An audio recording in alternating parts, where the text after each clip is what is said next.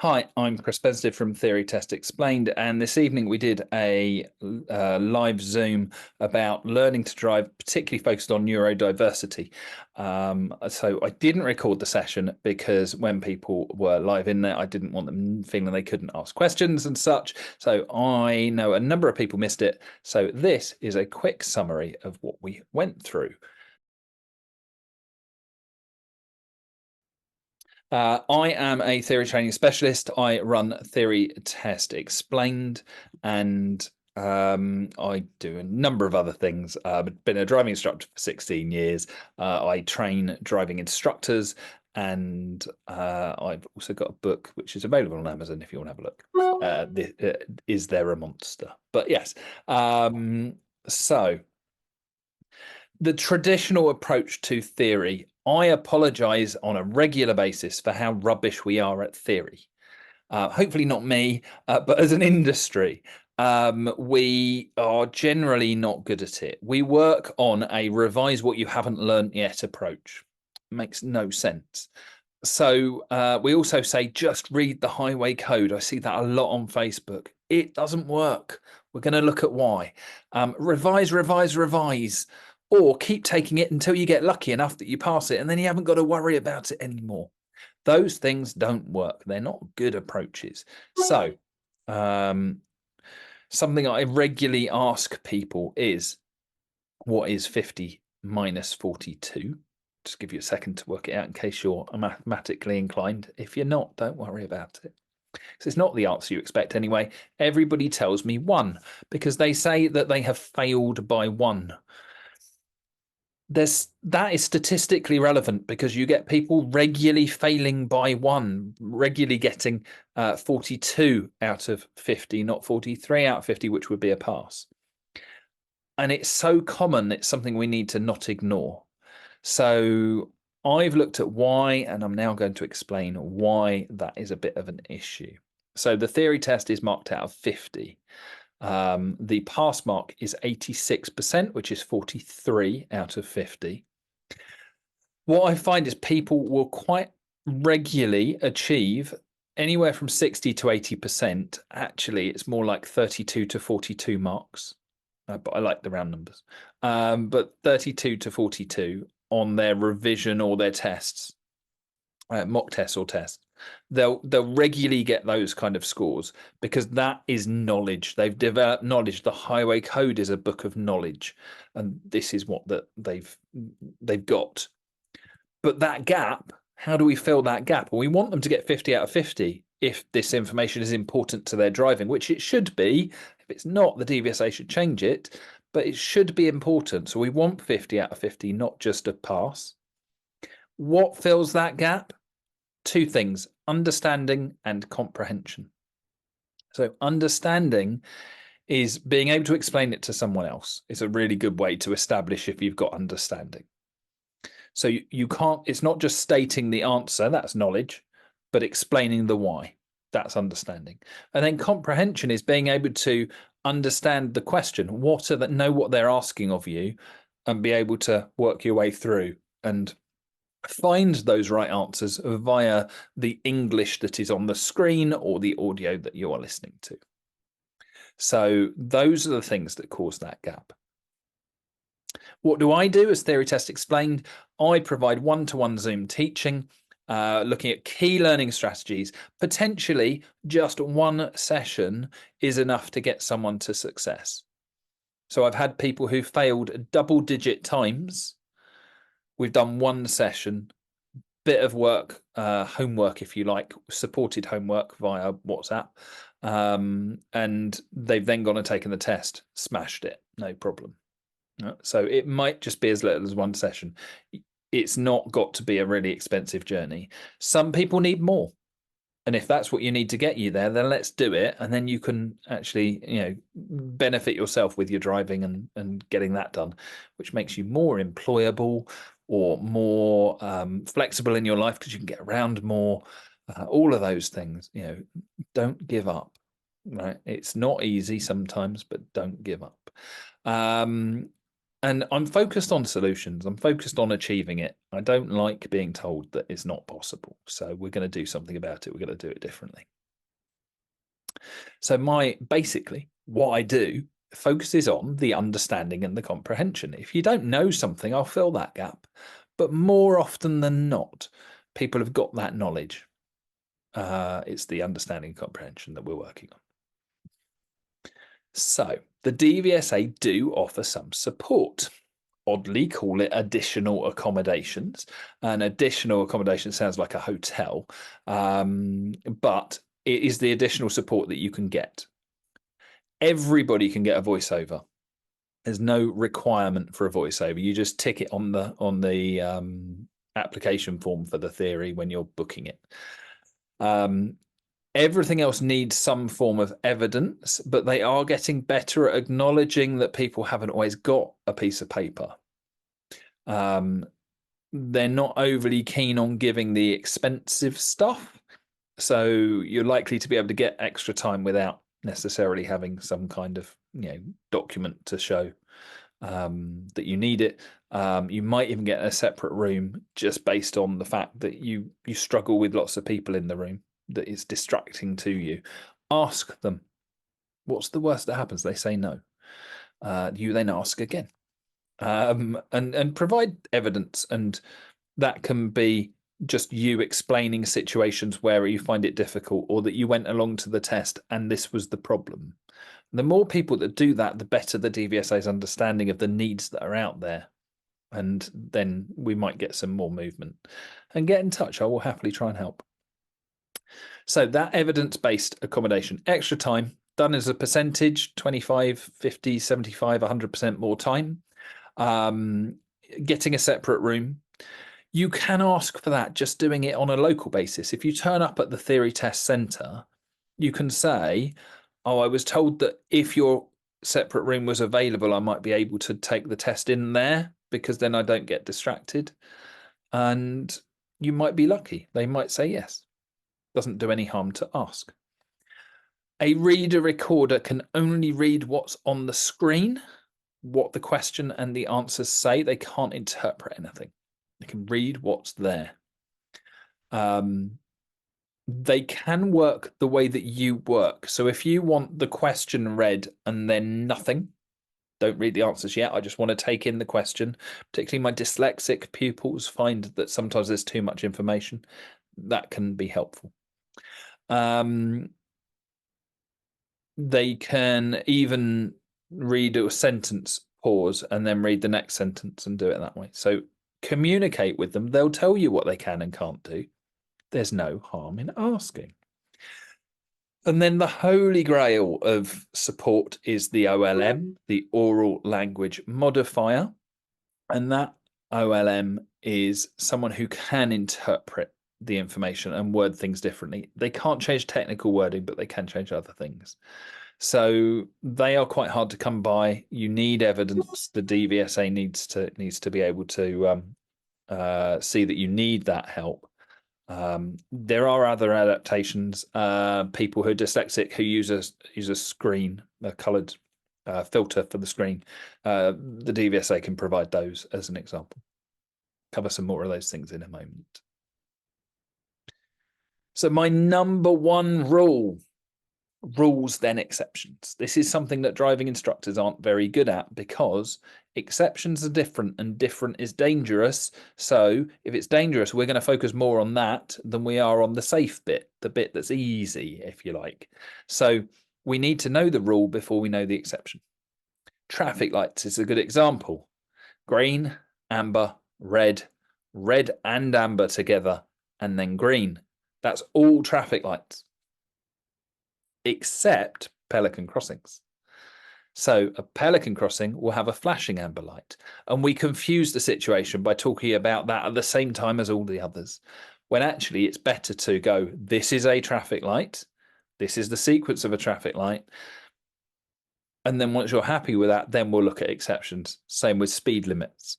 Let's do exceptions second, not at the same time as the rules, or even before the rules, because it can make things confusing. But in driving, there's pretty much an exception to everything. So this I'm going to do a social media video about soon, as soon as I get a moment. This is something new. I'm still coming to terms with if I'm happy with my description. So please bear with me, or if you have an alternative, I'm happy to hear it. So I think there are 3 different types of question to the theory test. And I'm calling those the good, the bad, and the ugly. So the good questions are the ones that are rule-based. They're the ones you'll find in the highway code. They are what they are. Fairly clear, fairly comprehensive.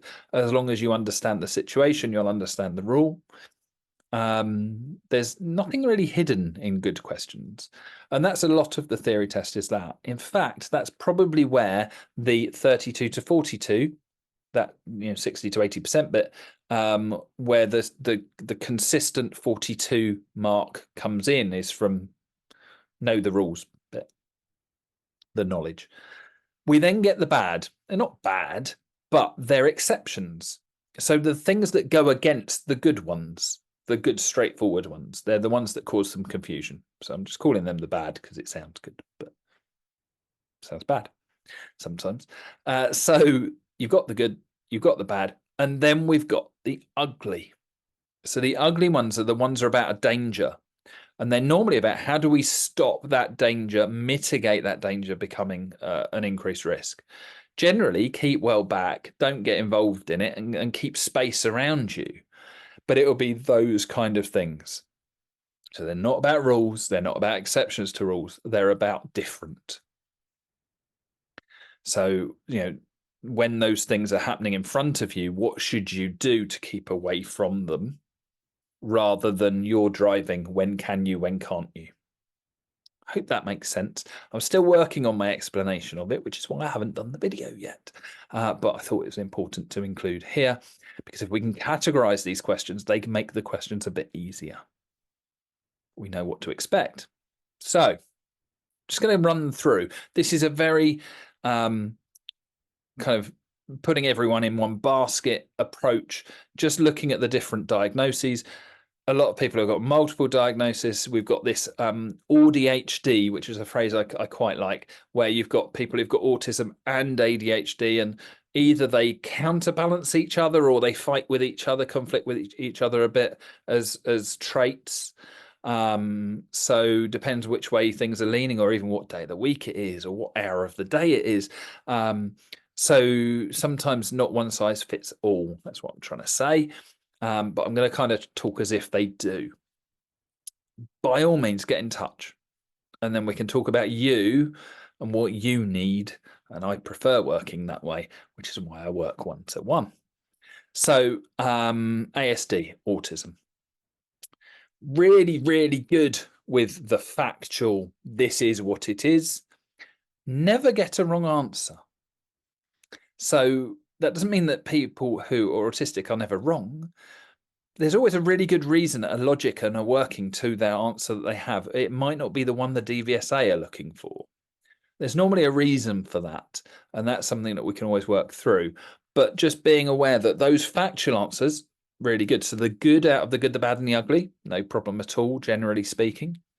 It's the bad and the ugly ones, the exceptions to the rule.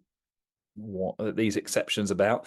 The exceptions to the rule, and then the how do you stay safe in a situation? Because those are slightly abstract. Those are the ones that people tend to struggle with. OLMs. OLMs are really helpful to anyone who is autistic if you can get one, and you can't always. But being able to have those questions rephrased so that they're really clear for you, so that they can go, that's not what it means when you repeat back something, or to go, yeah, you mean that one, to give you those answers, can be really, really helpful. Some of it is just having a bit more clarity. I've got some great tips for people who are autistic. Please get in touch. But they take a bit of explaining and sort of going through a bit of practice sometimes. But there's strategies we can put in place, absolutely. So if you are struggling, do let me know. ADHD. Very often, it's not the test that is the challenge. It's the learning revision side of things. So it can be at the test center. Distraction, having a separate room can be really helpful, but also having someone in that room as a body double, if you're familiar with that concept, can really help as well. So you might find that the separate room doesn't help because there's no one there and you're better out in amongst the masses, but then you get distracted. And those kind of factors can be challenging. Trying to do 50 questions if you are not in a focused state can be, a big challenge. My best idea for that approach to that is don't do 50 questions. So do 5 and then take a moment and have a break and then do another 5. And after 10 lots of those, you've done your 50. Similar to the Pomodoro technique, I think it is, where you do kind of 25-minute study and then you take a break from it and then you come back and do some more. And that works well. So do the same, break it down into chunks. Has a perception, ADHD pupils, awesome, love it. They tend to be really good at it. Sometimes they're too good though, so click more. Don't just click when you see it, click again when you get the development, when it gets worse. So you're not just clicking once, you're clicking again because something's happening. And then again when you'd be jumping on the brakes. So just because you've spotted it, you might have spotted it too early. Click more. Okay. From the revision learning perspective, that can be the challenge. There's a lot of it to do. Short, sharp bits, trying to break it down more. As I develop more resources, they're going to be better suited to people with ADHD, but I'm not there yet. It all takes time, but get in touch and absolutely we can try and find ways that can help. A large part of it is do a few questions every day. Use a really good resource. I provide all of my pupils with Theory Test Pro, which is brilliant because what it does is it allows us to know where you're struggling. And once you've done the hard drudge of going through the 746 questions, the ones that are left over that you're struggling with, we can then tackle on a bang, bang, bang basis. Okay, that's a technical term, bang, bang, bang basis. Okay, so yes. Dyslexia. Includes me. So anyone who spots errors on the slide, tough. Yeah, processing disorder, a processing issue. There's so much reading written on the screen and you've got to store it in your head. And if you really struggle with the reading side of dyslexia, and that it's not an easy test. So you can get the voiceover, but the voice changes. Which can be an issue. You can get a reader recorder, which helps as long as they haven't got a strong accent and cause you a problem that way, which does sometimes happen. Be aware of it. But a lot of it is just quantity of information you're trying to absorb and deal with. So using strategies of ways to break it down, patterns, because we are awesome pattern spotters. That we can often see those things, so yeah, that can help. Again, get in touch. There's strategies that we can use, and I'm trying to get the DVSA to recognize some other strategies, like allowing you to have a piece of paper to cover up some of the screen. As I mentioned, they will let you have, if you use a coded color sheet for the screen, they'll provide those now. So yeah, there are a number of things that you can use. Again, it doesn't make the learning revision side of things very easy because it's quite reading written. Something I did recommend on the Zoom was BSL Theory Test. I think it's .co.uk. It might be .com. And that is a really useful resource because they put pictures to the questions and the answers to help you understand what you're looking at. Also works well with people who have got English as a second language, as I think it was Alan pointed out on the call, was potentially useful. So that can help there. And then Teresa pointed out on the call something I'd forgotten about, but I do recommend is the Colour Academy book, which gets bits of the theory and then you color it in as a coloring book, but it helps you connect that information to the visual, which is really nice. It's getting a bit out of date. It hasn't got the modern questions about trailers that have been added and the H1 rule about pedestrians having priority on a side road. But it's still really good message me. I've got a link, and I'm going to make sure that you get your best price from that link, so that it's worth you having a look at. Yeah, it's a nice way. It will give you. It's not wrong. That's the important thing. It's just slightly out of date. I'm hoping that the guys are going to do an up-to-date version, but I haven't heard yet. So we'll be watching that space. And dyspraxia gets forgotten when it comes to the theory test, so I've included it here as it's very important. Particularly the hazard perception can be a real challenge to anyone who's dyspraxic, but also, same as dyslexia, those processing delays, the ability to absorb and hold that knowledge and information, the memory issues that can come with it, same as dyslexia. They're kind of closely connected, so they're similar issues, but particularly the hazard perception we forget about when it comes to dyspraxia. So that is just something to be aware of. Get a good technique. Check out my Instagram or my TikTok, Theory Test Explained, where I've got a technique on there which will definitely help you. And if you need more help, get in touch. So we're going to have a look at some of the things that come up that people struggle with. And these go across all of the different neurodiversities, and neurotypicals as well. It's not exclusive, but often it's, I'll say, aggravated by, or it's more challenging for people who are neurodiverse. So, dual carriageway. What is a dual carriageway? 70-mile-an-hour road, 2 lanes, like a motorway, central barrier, might be things that you're thinking. Only one of these is correct. But these are things that I get told all the time. It's like a motorway. It's not. It might be, but it's not the defining factor. So the defining factor is the central reservation, that barrier down the middle. That central barrier, the dividing thing that has to be something tangible, it can't be paint, but it could be anything else, is the thing that makes it a dual carriageway. Carriageway means road, and there's 2 of them because it's divided. So it might have multiple lanes like this one, but it might equally look like this. And this is a high street. It's 30-mile-an-hour high street because it's got street lights up there. You can see on the left-hand side. But there's a sign saying dual carriageway. So it's a 30-mile-an-hour dual carriageway. I think sometimes instructors cause this as a bit of an issue because we say, right, you're doing really well. Let's go on that dual carriageway. What we mean is that multi-lane high-speed road. Although it makes it sound a bit more scary, doesn't it, sometimes?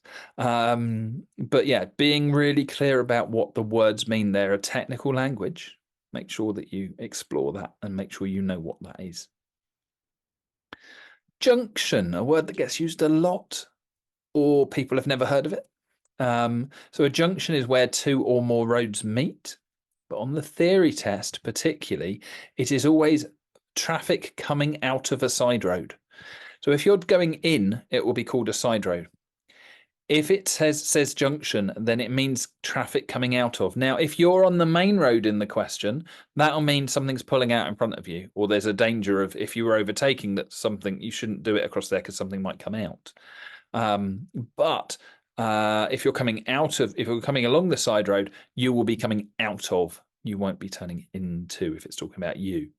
That could be really helpful. To get that picture in your head, just by knowing that word, having a better understanding of that word is going to help.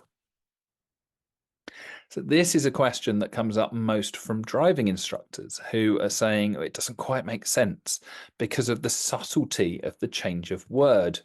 So you are taking the next turning on the left.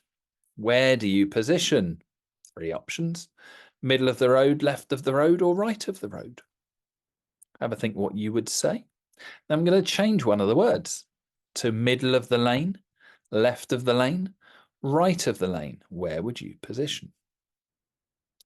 Think about that one. Okay, so the answer would be there. Where's that?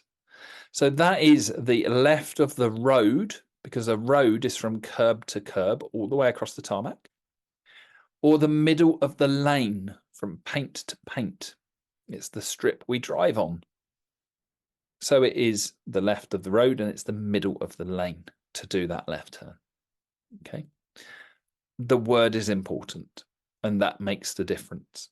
And if you're skimming through, if you're not reading the question properly, or you're not processing it well, or you're not seeing the difference between those words, all of those factors will make these questions harder. Okay. So we'll move on to lights.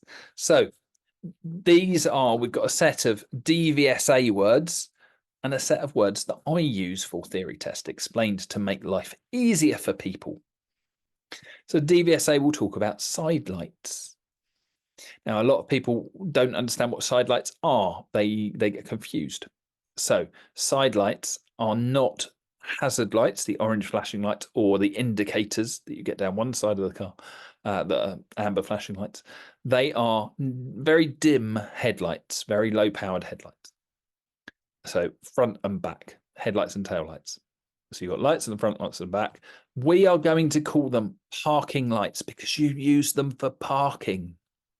But even more importantly, on the theory test, it will say in the question, you are parking.